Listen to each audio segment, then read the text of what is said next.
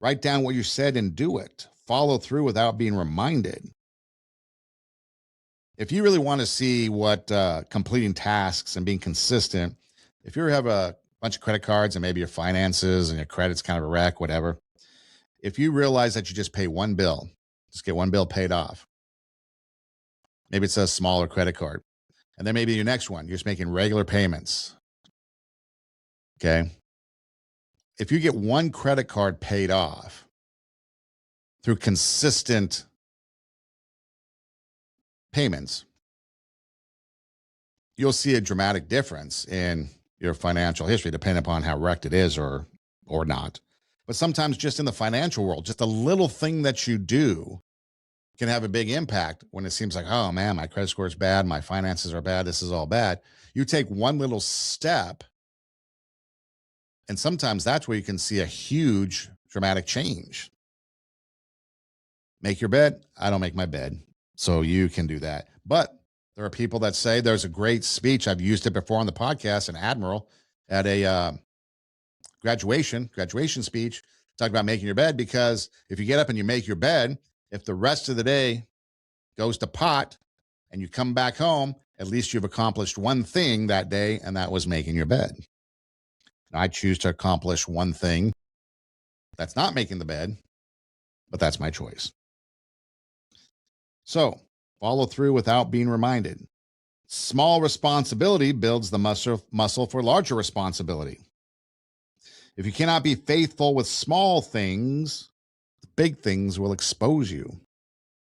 That's pretty powerful. If you cannot be faithful with the small things, the big things will expose you.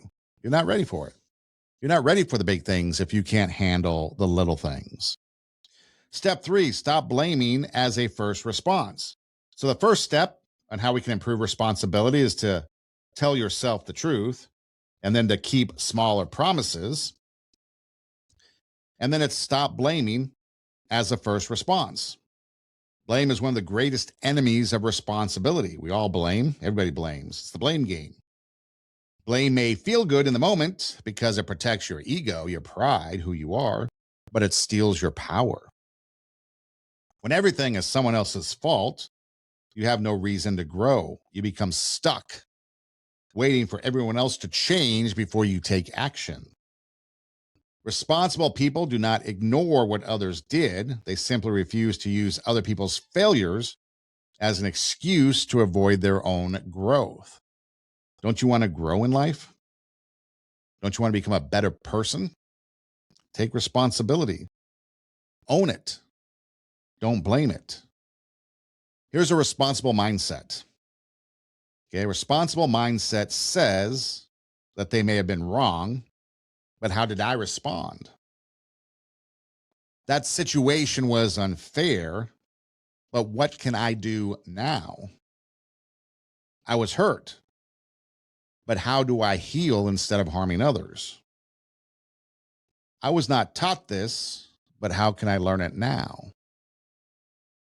Responsibility gives you power because it brings your attention back to what you can control.